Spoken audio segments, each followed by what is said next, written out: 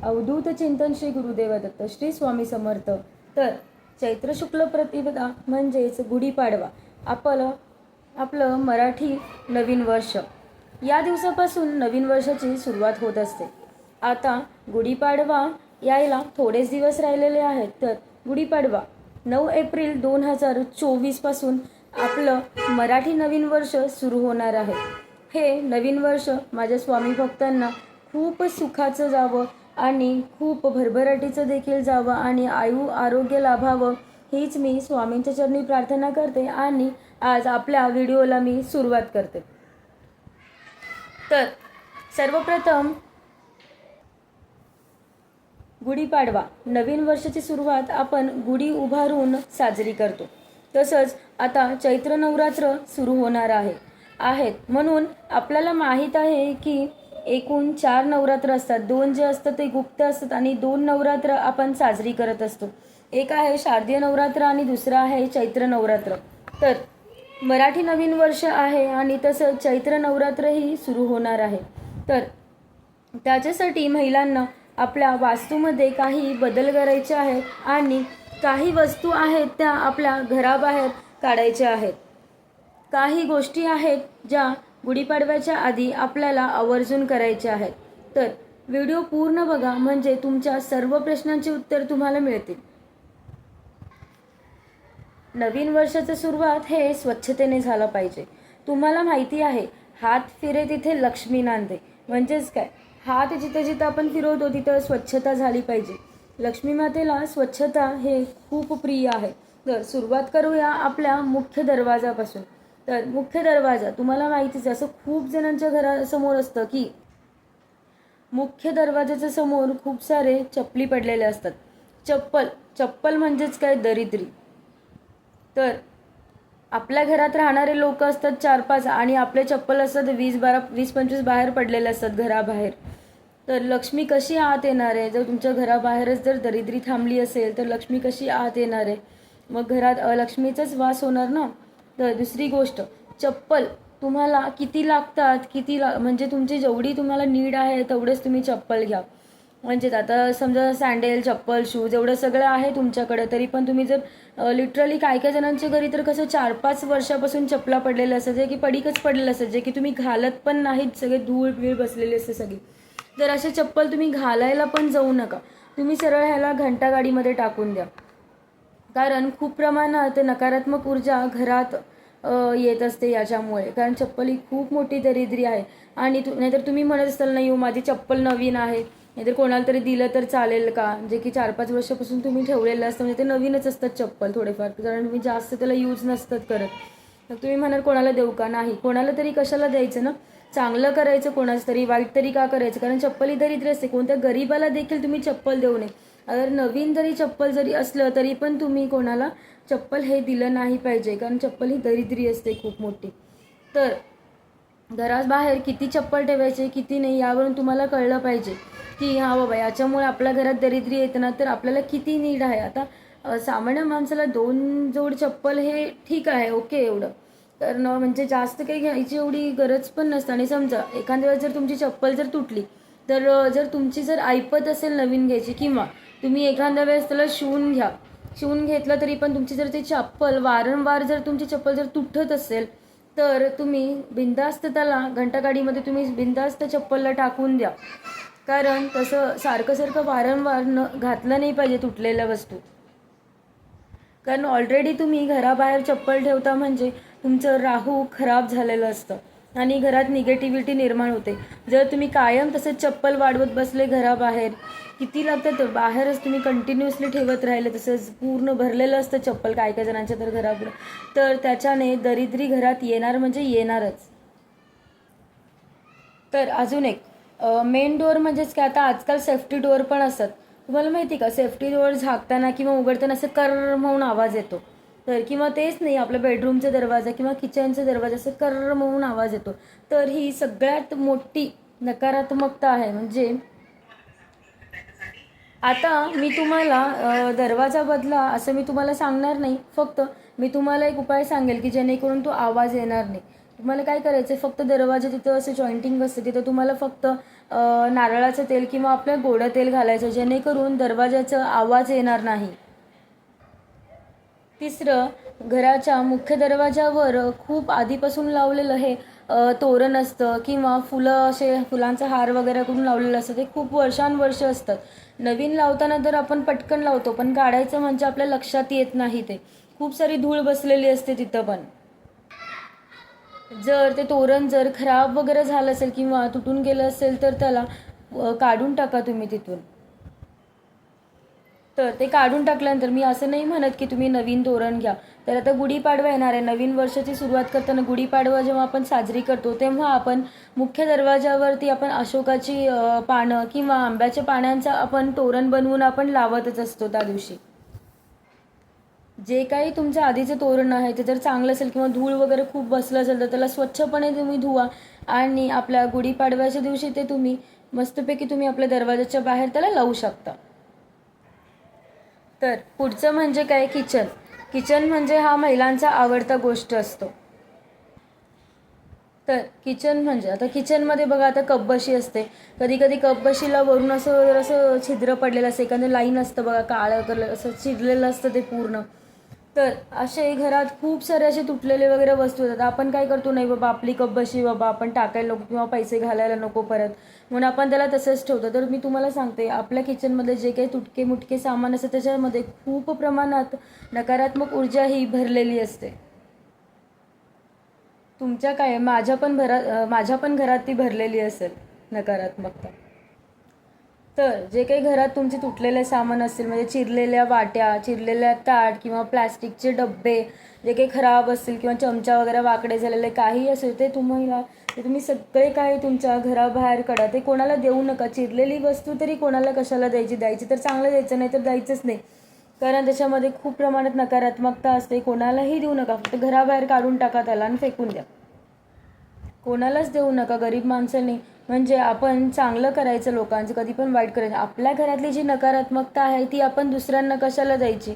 त्यामुळं जरी गरीब जरी माणूस असला तरी पण त्यांना ते आपले तुटलेले भांडे किंवा काहीही असू दे ते तुम्ही देऊ नका. तर आता उन्हाळा आहे म्हणजे सगळेजण पापड व कुरड्या वगैरे करत असणार आहेत किंवा मसाले वगैरे तुम्ही बनवत असणार आहेत. तर खूप वर्षापासून जुने आपले लाल तिखट म्हणजे किंवा मसाले तर भरणीमध्ये साठवलेले असतात. तर ते काय होतात, पार ते कोण आपण यूज करत नाही, त्याला ठेवून ठेवून ठेवून ते पार कुजून गेलेले असतात. तर त्याच्यामध्ये पण कसं खूप नकारात्मकता असते. तर तसे तुम्ही ठेवायला जाऊ नका सगळं. याच्याने पण कसं घरात दरिद्री येते आणि आपली अलक्ष्मी जे काही असते, लक्ष्मीचा वास पूर्णपणे निघून जातो आणि अलक्ष्मी आपल्या घरात वास करायला लागते. आता पुढचं आहे भांडी घासणे.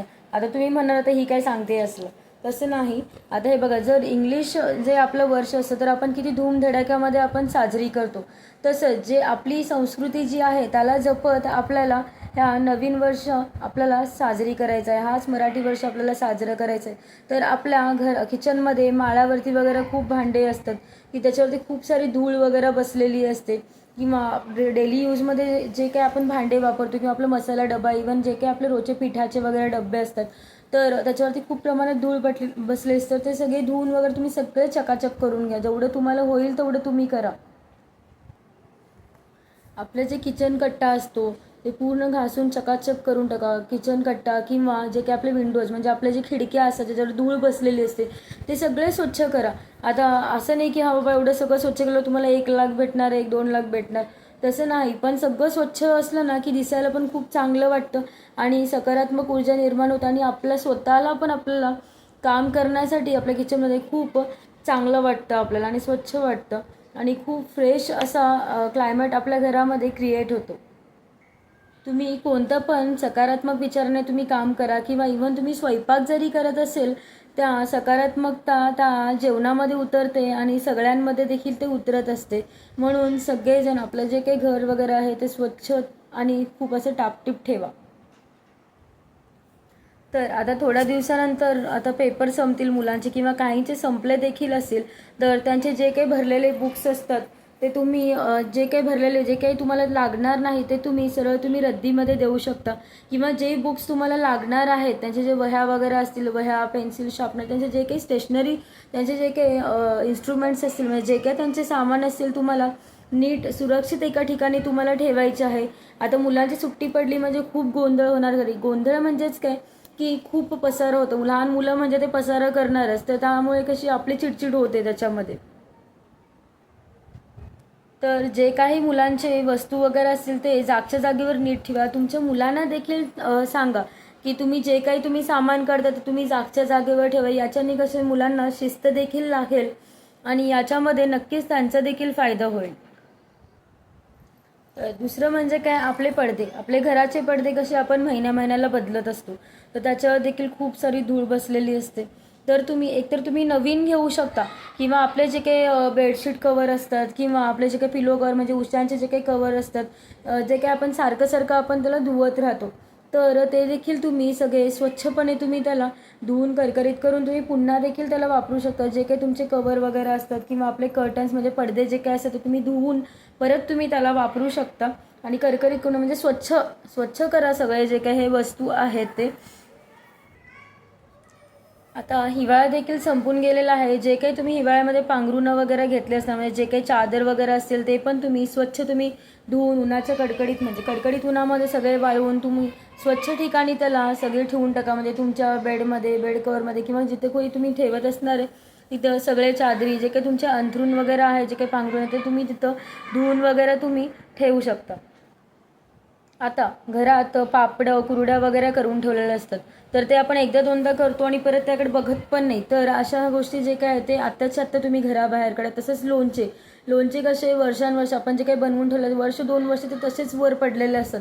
एखादा महिना आपण खातो नंतर त्याला खात नाही किंवा बघत देखील नाही. ते आत्ताच्या आत्ता तुम्ही बाहेर काढा.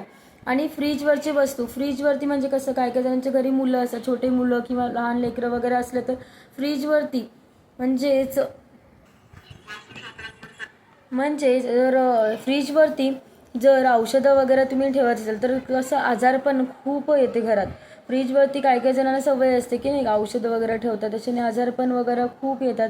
तर जे काही तुमचे खूप सारे आता लहान मुलं जर घरात असले तर आपल्याकडे खूप सारे औषधं आपल्या घरात पडलेले असतात. तर त्या सगळ्यांचे एक्सपायरी डेट बघा. काही जण कसे औषधं संपले असले तरी पण ते तसेच ठेवलेले असतात.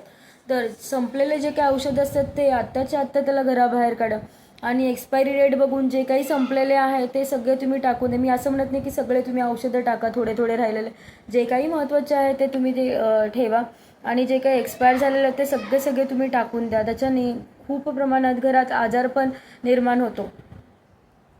तर अजून एक आपलं हॉल म्हणजे काय, आपलं जे काही टी व्ही युनिट आहे म्हणजे जिथं आपण टी व्ही वगैरे ठेवतो सेट टॉप बॉक्सवरती वगैरे खूप साऱ्या प्रमाणात धूळ वगैरे बसलेली असते किंवा आपल्या हॉलमधली जी खिडकी असते तिथे किंवा असं दिवसभरात खूप प्रमाणात वारा आपल्या घरात येत असतो त्यामुळे कसं माती वगैरे सगळी येते घरात किंवा धूळ वगैरे येतो. तर स्वच्छ करायचं काम आपलं घर चकाचक कसं ठेवायचं हे आपल्या महिलांच्या हातात आहे. तर जेवढं होईल तेवढं स्वच्छता तुम्ही करा. तर गुढीपाडवा, गुढीपाडव्याच्या मुहूर्तावर काही जण गाडी घेतात, काही जण सोनं घेतात. सोनं तर 70वरती आलेलं आहे आता. तर तरी पण काही जणांचं आपलं काही जण प्रॉपर्टी घेतात.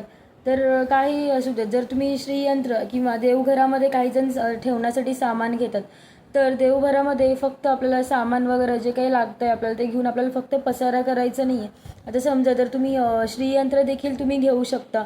श्रीयंत्र जरी घेतला तरी पण तुम्हाला आता त्याची निगा राखता आली पाहिजे. म्हणजे तुम्ही दर मंगळवारी त्याचं कुंकुमार्चन करू शकता का किंवा अष्टमीला तुम्ही त्याचं कुंकुमार्चन करू शकता का.